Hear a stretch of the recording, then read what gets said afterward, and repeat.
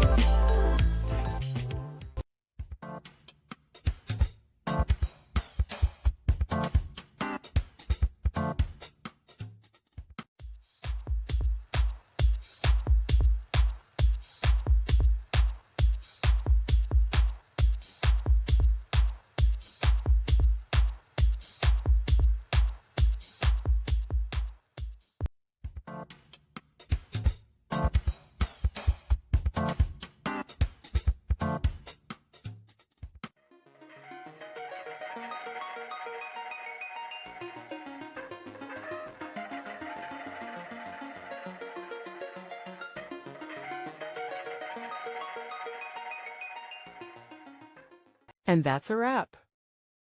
I hope you found the answer you were looking for. If you did, take a second to hit that subscribe button. It really helps out. And let me know in the comments which solution worked best for you.